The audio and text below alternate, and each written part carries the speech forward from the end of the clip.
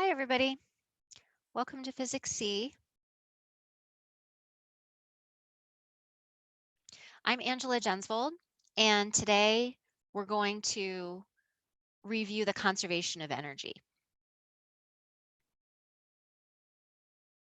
Here's the question that I left you with on Monday. I hope you guys were able to figure that one out. This is an experimental question. You know you're going to have an experimental design on this year's AP exam, so I thought it would be good to practice this. So students give this block an initial push, goes through a photo gate. The photo gate is used to determine the block's speed. So let's just circle that. You've got the speed, and the students use a meter stick to measure the distance that the block slides past the photo gate before coming to rest. Okay, they repeat it. And what are they going to change? They're going to change the speed. Which of the following is a scientific hypothesis? Usually a hypothesis would be, how does one variable affect some other variable?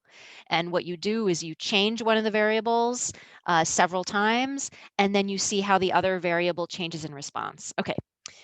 A, students calculate the coefficient of friction between the block and the surface. Well, that's not really a question. It's just a one calculation. You could do it with one trial. The work done by friction, so work, is directly proportional to the initial kinetic energy. So now at least we have the relationship between two variables, work and kinetic energy. So how could we get work? Well, we've got the distance we're measuring and the kinetic energy, we've got the speed.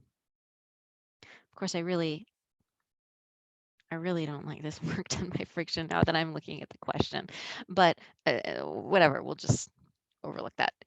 The focus is which one of these is a scientific hypothesis and which could you determine from the measurements that were taken in this scenario. So I'm sorry that this is getting cut off. So today I'm going to pay more attention to that, and I'm just going to write out for you whatever's being cut off. So apologize that I didn't notice that before. Okay, so we're going to do 2 learning objectives today, and here are the main ideas. So this here is an equation for mechanical energy. And then work, if you remember, work is a transfer of energy into or out of a system. So if this NC means non-conservative, some kind of a dissipative force. So if you have a dissipative force that's doing work on your system, then the energy will change. The amount of work it does is equal to the change in energy of the system. And I just snuck this one in here to remind you that the work energy theorem is only for a point particle. Okay. So mechanical energy is the sum of kinetic and potential. It's important to identify your system before you begin, and we're going to do that first thing today. Use an energy bar chart to organize your thoughts. That's what we did on Monday. And then, okay, we said on Monday that work is a transfer of energy into or out of a system, right? So if you don't have any external work, then the energy doesn't change, right? So you have your system, and if there's no work done, then there's no energy transferring into or out of the system, which means the total energy doesn't change. Okay. All right, so this right here is a page from the AP Physics 1 workbook, but given this year's format for the AP Physics C exam, I think it would be nice for us to take a look at it since we're more focused on, the conceptual. Okay, so what got cut off here? I want to say that there is a ramp. You can see the ramp, and that this point here, this height, no, I got to go a little bit farther over. This height, oh yeah, you can see it, is P. Okay, so I'm just saying that point along the ramp, when you get to that dotted line, the vertical position, it's called P. Okay, that's the only thing that really got cut off. Okay, so what I want you to do is read through this and try to answer part A.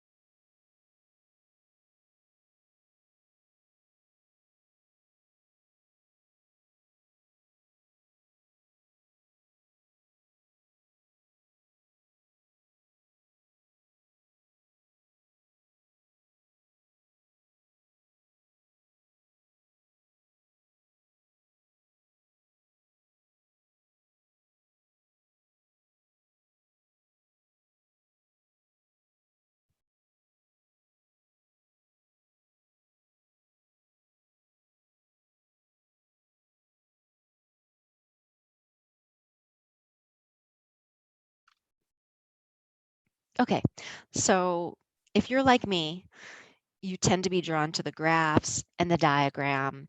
And for me, a lot of times I'm too lazy to read all the words. I just want to answer the question based on the graph and the diagram. But it turns out there are some really important things embedded in the word, so we have to read it. I highlighted some important things, okay, that we're going to need in the future. So it says E represents the amount of energy mgh. We're going to need that later, so try to remember. And 2E is the amount of energy that's stored in the spring, 1/2 kx squared. Okay, so we're going to need that. And then I kind of want to, all these words, I'd rather just put them on the diagram. So at t equals 0, the cart is released. So I'm going to put t equals 0 right at the beginning. Okay. T equals 1, the spring returns to its natural length just as the cart leaves the table. So I'm going to call that T1. T2 is when it hits the ground. T3 is when it starts to go up the slope. And then T4, I'm not going to label because number one, we don't know where it's going to stop on the slope. So I don't want to put a T4 anywhere since we don't know. And also it's cut off, so it doesn't matter. Okay. Now look at this underlined sentence because we're going to need it later. So when the cart lands on the floor, it loses all of its vertical velocity, but none of its horizontal velocity. Okay, remember that. We're going to need it later. Okay, so one of these graphs represent the mechanical. Do you guys remember what mechanical energy is? It's the sum of the kinetic plus potential, right? It doesn't include internal energy or sound or things like that. Of the cart Earth system, as a function of time. The other represents the mechanical energy of the cart spring system. We have to figure out which graph is which. Okay, so I guess what let's look at the cart spring system first. So what I'm going to do is I'm going to put a dotted circle around my system, cart spring. That's the cart spring, right?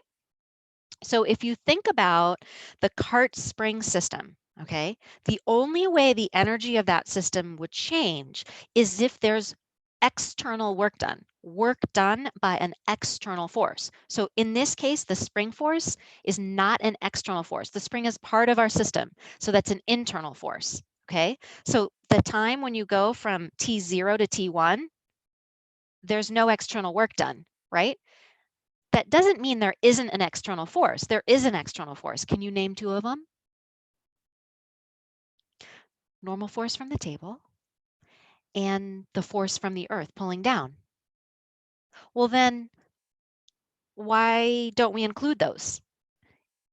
How much work is done by the normal force? Well, the normal force is pushing up, right? But this system is being displaced to the right. And so there's no component of force in the direction of the displacement. So the work done by normal is 0. What about the Earth's force? The Earth is pulling down. The cart is being displaced to the right. Again, theta is 90. So the work done is 0. So that's why for the cart Earth system, the energy should be constant from 0 to T1.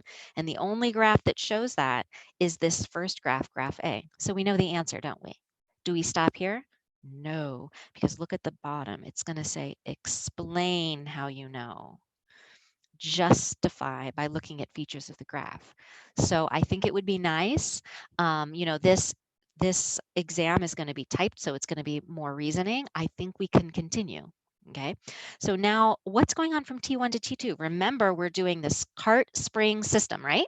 So from T1 to T2, you have an external force, right? Which is the Earth. And that Earth was doing work before, but it wasn't doing work before, sorry, when it was on the table. But now it will be doing work because the cart is displaced in the direction of the force. So it's going to increase. Why is it curved? How much energy did it gain? What is the work done by the force of the Earth? The work done by the force of the Earth is the force of the Earth multiplied by the displacement. But this graph is in terms of time, right? How can we express the height of this cart as a function of time? Isn't it 1/2 gt squared? Oh, okay. So that explains why it's shaped like a parabola like that. Okay. All right. Now at T2, the cart hits the ground. So the ground is not a part of our system. Okay, so that means it's an external force that does work. What type of work? Negative work. It's taking work, the force from the ground is pointing up and the cart is moving down. So it's doing negative work. So that means it's transferring energy out of the system. So it lost, now we have to go back to this underlined statement, losing all of its vertical velocity, but none of its horizontal velocity. So it's going to keep the energy it had that it gained from the spring, the 2E, but it's going to lose the energy it gained from the vertical force, right? So it's going to lose E. That's why it drops straight down to E. Where did that energy go? If the energy got transferred out of the spring cart system, where did the energy go? Went to sound, went to internal energy. Okay. Then you're going to scoot along from T2 to T3. There is an external force, normal and the Earth's force, but they don't do any work. So no energy is transferred out of the system. Then it goes up this hill. There is an external force that does work. It's the Earth. Earth is pulling it down and it's moving up. Displacement is up. So it's going to be taking energy out of the system until it finally stops. Okay, so this is the, what did we say? Cart spring system. Let's make sure, obviously we know that B is the cart Earth system, but why don't we make sure we understand the graph before we move on? I'm going to draw a dotted line around the cart and the Earth. This is the Earth, okay? All right, so if you're the cart and the Earth, now the spring is an external force, right? And that force is doing work because the cart is being displaced to the right and the spring is pushing it to the right. I would argue that this should be shaped concave down. What do you guys think? To me, the rate at which energy is being transferred into the system by the spring is decreasing as the spring becomes less compressed. So I think this should be shaped the other way. You guys talk amongst yourselves and see if you agree with me. And then from T1 to T2, that's when it's airborne. When it's airborne, remember we've got the cart and the Earth. So there's no external, we're ignoring air resistance. The spring isn't touching us anymore. So there's no external forces acting at all. So it's just constant, okay? In order for the energy of a system to change, work has to be done by an external force, and there's no external force. Okay, then it hits the ground. Now we have an external force. The ground pushes on the cart opposite to the displacement, so it lost energy.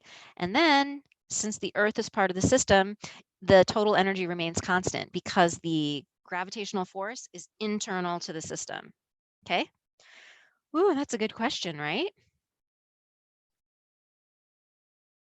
Oh, so the question is, which is the cart Earth? That would be graph B.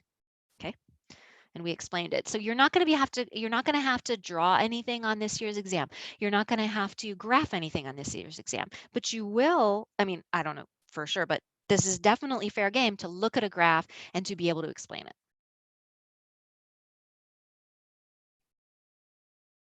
Okay. Now it says create a graph of just the cart. So just the cart only, and then the cart spring Earth system. So now we have to remember from the last slide what we decided. So the cart, now it takes two objects to have gravitational potential energy. It has to be like the Earth and the cart. So if you take the Earth out of the system, the cart can't have gravitational potential energy. You should never say that a ball has gravitational potential energy. The ball Earth system has gravitational potential energy. The energy is stored in the gravitational field. It's based on the configuration of the two objects, okay? So the cart starts off with no energy at all, zero. And then if you remember from the last slide, the spring gives it an energy of 2E. Okay, so I'm going to, now, should it be, I think it should be concave down for the same reasoning I said on the last slide. I could be wrong, but I think it should be concave down. Okay, and then from T1 to T2, that's when it's airborne, right? When it's airborne and it's just the cart, I mean, honestly, almost every force is external to the system because the only thing in our system is the cart. So the Earth is pulling down. It's going to give it an energy E, okay? And it's concave up for the same reason I said on the last slide, 1/2 gt squared is the height, and energy is proportional to height. So it should be concave up like a parabola, okay? And then,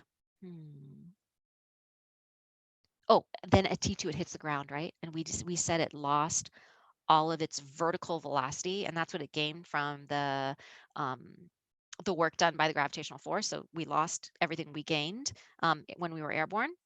And then it's going to roll up that hill, right? When it rolls up the hill, well, first of all, it has to roll horizontally. When it's rolling horizontally, it has normal and the Earth's force, but those two cancel, so the total work is 0 by those two forces, and they're perpendicular anyway. Now, when it goes up the hill, now you have an external force that's opposite to the displacement, so it's going to take energy away. So it's going to go back down to 0. Okay. Now, if it's the cart spring earth system, everything's in the system. Not everything. Okay. The cart, the spring, the earth, they're in the system. So if you've got the cart and the spring and the earth, so you need earth cart to have potential energy. So you've got that E, the amount E, mgh. And you also have the cart spring in your system. So you've got spring potential energy, 1/2 kx squared, which is said as 2e. That means basically you start with an amount 3e. The only external force throughout the whole scenario, if you're including the earth, cart, and the spring, is just the ground when it hits the ground and it takes away 2e. Okay. So again, you had work done by the external force transferred out of the system in what form? Sound, internal energy, probably the temperature would go up of the cart. The ramp is much longer than shown. Does the scarp? Okay, let me just redraw. So there was like a point P here, and that was the same height as the table. That's kind of what it looked like. Okay, so here's the cart. Remember, it drops and then it comes up. The question is, where does it stop? Below P, at P, above P? Remember that it had an amount of gravitational potential energy equal to the cart Earth system had a gravitational potential energy equal to E, right? And it had an energy from the spring. It was given an energy 2E by the spring. Remember on the last slide, we underlined that thing that said it lost all of its vertical velocity. Where did that vertical velocity come from? It came from the work done by the gravitational force. Okay. So that means it lost that. So what does it have left? It has left the 2E. Okay. So at the very, very beginning, it was over here. It was compressing the spring. Okay. So it's still going to have an amount. It had 3E, right? And then at the end, it's going to have 2E. So it's going to go above, above point P, right? Because all of its energy will be gravitational potential at that point. It'll all be mgh. There won't be any spring potential energy at that point. It's stopped, so it won't have any kinetic energy. So the gravitational potential energy alone will be equal to 2E. And if this much gravitational potential energy is E, then 2E would be twice as high. So they're not asking us, but it would basically be twice the height of P. How about that?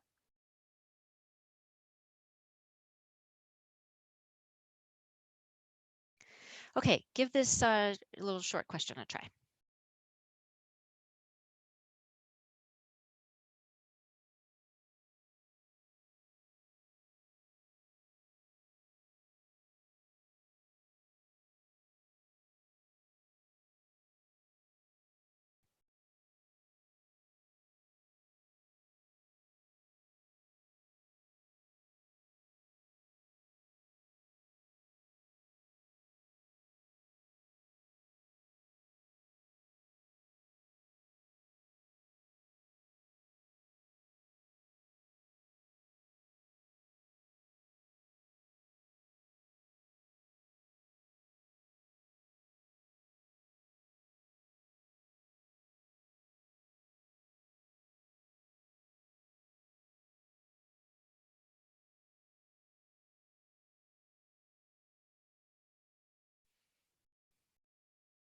Okay, so let's draw a diagram, right? So you've got a 2 kilogram object. It's released from rest at a height of 3 meters. And then when it's at a height of 1 meter, they want to know how much kinetic energy it has. Okay, so what we can see is that the work done by other forces, this is our general expression, right? Equals change in kinetic energy. Okay, I know that we don't have any frictional forces acting here, so that goes away. So you could count this as a point particle. That's what that means. It's just important to reflect on that before you jump in mindlessly using the work energy equation willy-nilly. Okay, that's when life gets dangerous. Okay, so what is doing work? It's the gravitational force, right? mg, and then however much it was displaced in the vertical direction. And that would be final kinetic energy minus 0. So you would do mg 20 times how much it was displaced, which was 2 meters, and you would get 40 joules, right? Hope you guys got that.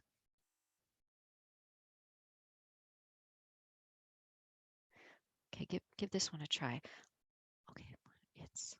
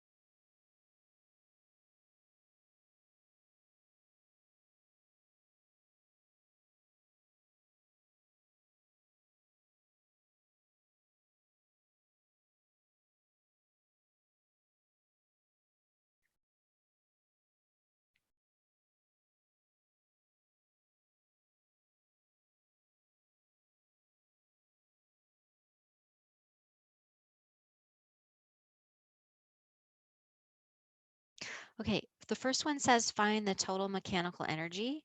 Did you guys remember that's kinetic plus potential? So you have to do 1/2 mv squared plus 4x squared, right? They gave you the function for potential energy. I just rewrote all the important stuff out just in case it's too small.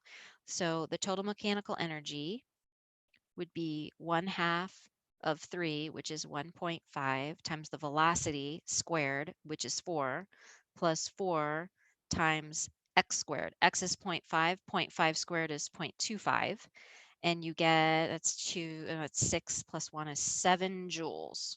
Okay. And then it says calculate the x coordinate of any points at which the object has 0 kinetic energy. Well, we know the total mechanical energy is 7 joules. That's a mess. Try that again. Is 7 joules. Okay. And we know that if it doesn't have any kinetic energy, then all of the energy is potential, which is 4x squared. So just set 4x squared equal to 7, and you should get x equals 1.32 meters. Okay.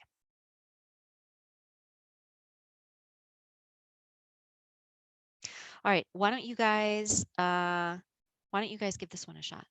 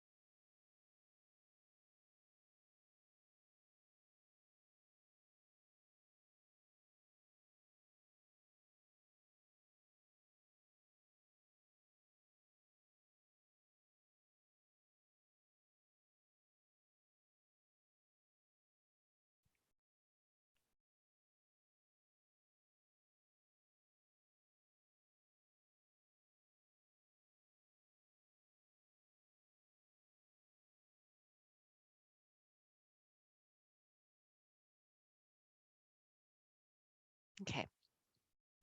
So what is the maximum height? All right.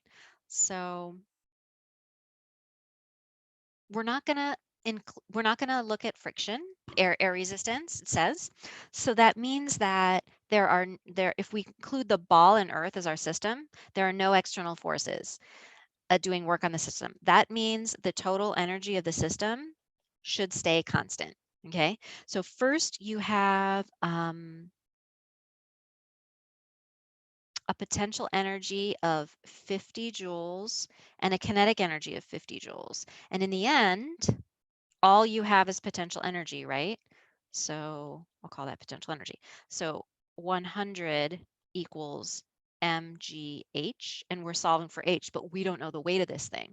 But what we do know is if we draw our diagram 10 meters above the ground, the ball has a potential energy of 50 joules. And we know potential energy is mgh when we're at the surface of the Earth. So we can solve for mg would just be 5 newtons. So if we go back over here, 100 divided by 5 is 20 meters.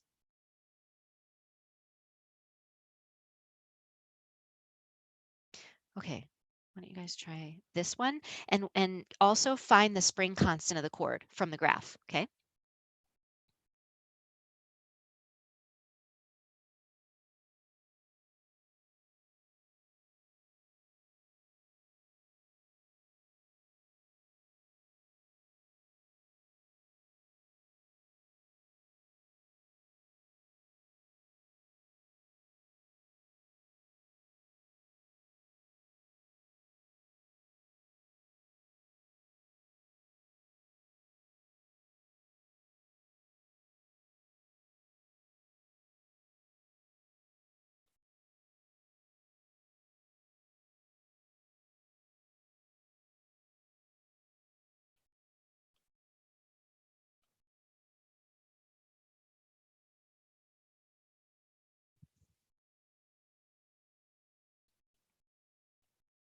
Okay, so I drew the graph for you guys, and now you are supposed to use it to find the spring constant. So what you need to do is choose 2 points on the line. Do not use data.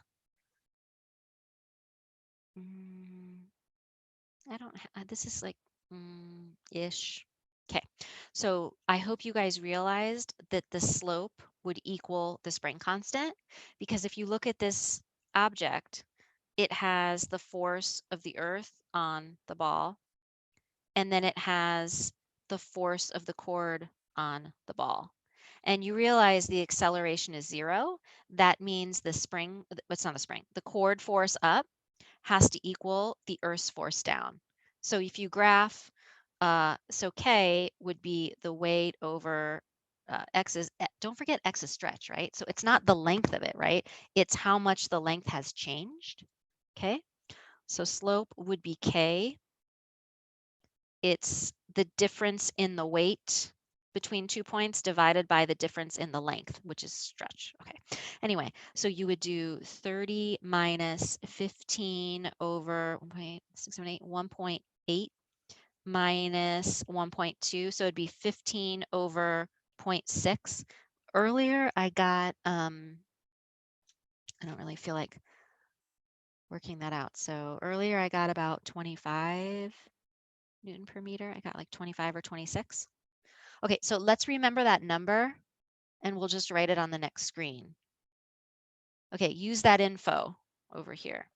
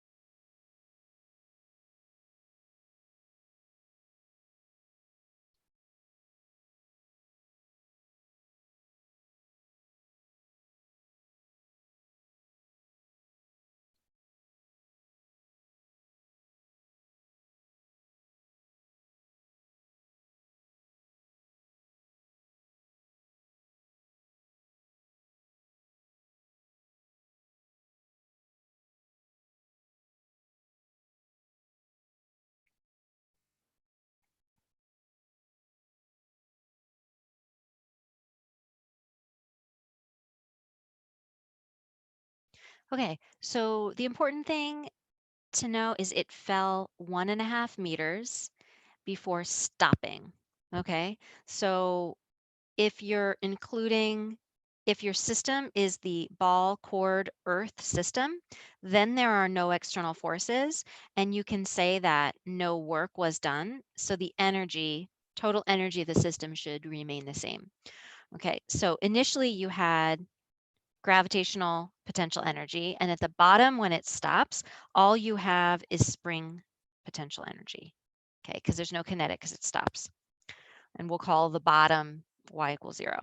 Okay, we're trying to find the unknown mass. So it'd be kx squared over 2gh. Oh, we got that. 25. Now x, remember in this equation, x is how much it's stretched. So we know it fell 1.5 meters, but the original length of the string was 0.6. So it actually stretched, so we'll just say 1.5 minus 0.6 over 2 times g is 20. And how much did it fall? 1.5 meters. And when you plug that in, did it earlier, I got 0.7 kilograms. And then it says how far down the object has fallen at the moment it attains its maximum speed. So to me, to understand this, I need to draw a force diagram. And I know you won't have to draw a force diagram on the exam, but for me, I would have a piece of scratch paper so that I could draw a force diagram and figure out what the heck's going on. So I'm going to draw this object. I'm going to draw it right when the string is just barely stretched a little bit. So you would have force of the earth on the string, and not the string, that should be the ball, right? And then you would have force of the cord on the ball, okay? A little bit later, so what's going to happen as that ball descends, the cord is going to pull harder and harder upward because it's going to get stretched. The cord is going to get stretched. So I'm going to have the same Earth's force. The Earth's force doesn't change throughout this whole business, right? That doesn't change. But the cord's force is getting bigger and bigger until eventually it matches the Earth's force. And then after that, it's going to keep stretching and it'll get to the point where the cord's force is actually bigger than the Earth's force. So the force of the cord on the ball is bigger than that constant force of the Earth on the ball. So now we got to think about, okay, what's happening in the red situation? Here, it's speeding up, right? Speeding up because the downward force is bigger than the upward force. So there's an acceleration downward. And in the green situation, it's slowing down. So we got to catch this thing right when the acceleration switches. So here, acceleration is down. Here, acceleration is up. And in the middle, acceleration is 0. So we have to find the point right when the acceleration switches from downward to upward. That's when it's going to reach its maximum velocity. It will have stopped speeding up and it's just about to slow down. So let's catch it right there. So how far down has the object fallen? Well, you want to know when is the acceleration 0. So you want acceleration to be 0, and the forces are the Earth's force down minus the cord's force up. So you're looking for the stretch of the spring, I guess. So it'd be mg over k. How much is this thing? They told us on the last screen.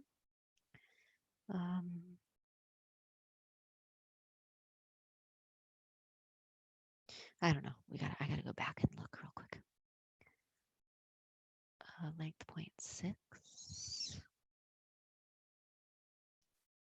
Oh no, didn't we figure this out? Didn't we literally just, we were asked this? Oh, calculate the unknown mass. It's right here, you guys. I bet you guys are all telling me that. 7 newtons on top. Spring constant is 25 Newton per meter on the bottom. So how much did it stretch? Earlier I got 0.27. 0.27 meters. It's what it stretched, right? But the question is asking how far did it fall? So if it started at the rod, it dropped a distance of the length of this cord plus the stretch. So you got to add the length of the cord and you should get 0.87 meters. Explain why this is the point at which the object has its maximum speed. See, this is the kind of thing uh, people think it doesn't appear on the AP exam, but here it is. The Physics C exam is saying explain. You have to explain, even on Physics C, even historically. Usually it's been on multiple choice where you have to do more conceptual stuff, but we're not going to have multiple choice. So we're going to kind of push those kinds of questions into the free response. No big deal. We can do it. We've got our force diagrams right in front of us. We can explain. Well, at first, the object speeds up when the Earth's force is bigger than the chord's force. And then it slows down when the chord's force is bigger than the Earth's force. We want to catch it right between when the acceleration is 0. That's when it's going to stop speeding up. And we want to catch it right before it slows down. And that's when the maximum speed occurs. Calculate the maximum speed. Okay, we'll do that. Maximum speed. Again, if you say the ball cord Earth system, then there are no external forces and energy should be constant. So initially you had gravitational potential, and when it reached its maximum speed, it's got both kinetic and spring potential. So we basically need to solve for V. I'm going to try to do this in one step. So what is that? 2 mgh minus kx squared all over m. Plug in all the numbers. I'm running out of room, so I'll just tell you that I got 3.8 meters per second. Okay? All right.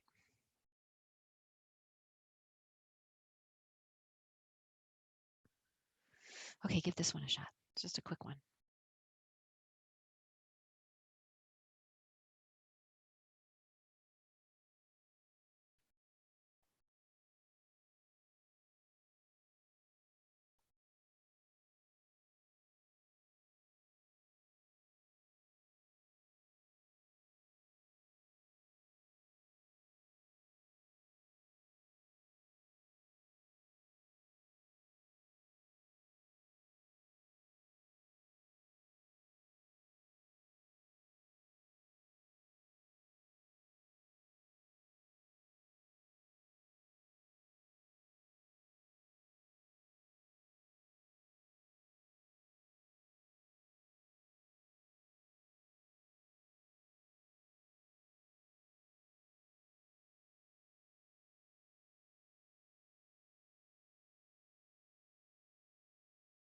Okay, so let's use our equation from Monday. Work done by other forces minus this term, which does not mean work done by friction. It does not mean that.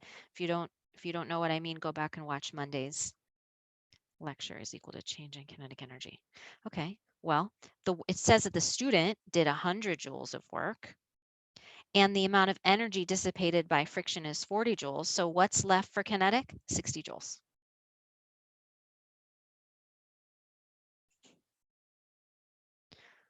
Okay, try this one.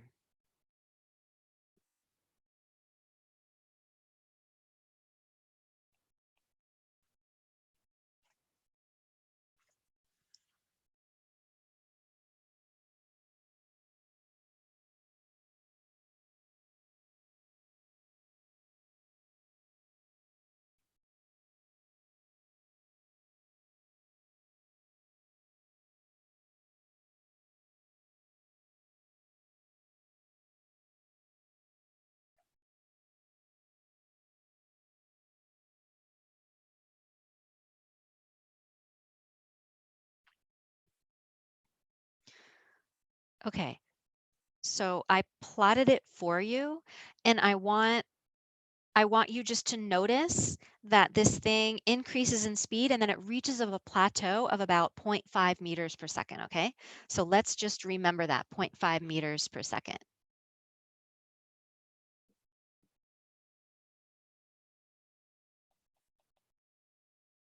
See what you can do here.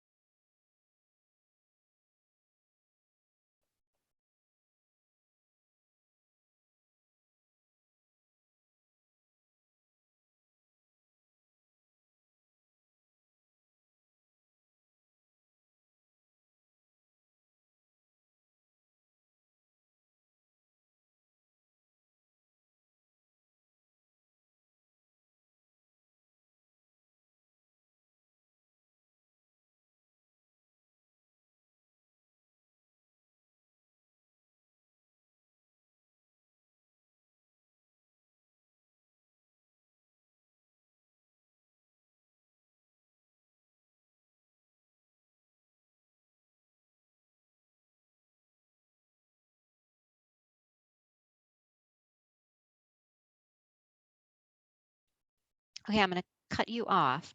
Um, it says describe a method the students could use to do this. Okay, so you've got your velocity graph and you want to plot position. How does position relate to velocity? Well, you would plot the area, right? A- uh, Position is the area under a velocity versus time graph. So then it says to sketch it. So we know that velocity is the slope of position, right? So position, okay, so it would be the slope starts at 0 and gets higher and higher and higher until about 1 second, and then it maintains a constant velocity. In other words, constant slope of position. And then calculate the time at which the glider makes contact. Okay, so we know that the position is the integral of velocity, right? So basically, we want the position to be 2 meters, and the integral of the velocity would be the area of the velocity from from 0 to 1 seconds. 0 to 1 seconds plus, um, we know this slope here is 0.5, so it would be distance equals rate times time. Here's the rate. How long was it going at 0.5 meters per second? T minus 1, because the first second is accounted for over here. This is the first second, and this is everything after 1 second. Calculate the force constant of the spring. Okay, well, if you say that the spring cart is your system, then there are no external forces and the energy will be conserved. You started off with spring potential energy and you ended up with kinetic energy. So you're trying to find the force constants. Okay, it would be mv squared over x squared. The mass, were we given the mass? So the mass is, okay, 0.4. 0.4, velocity is 0.5. We got that from our graph. X is 0.25. They gave that to us. I got 1.6 Newton per meter. Okay.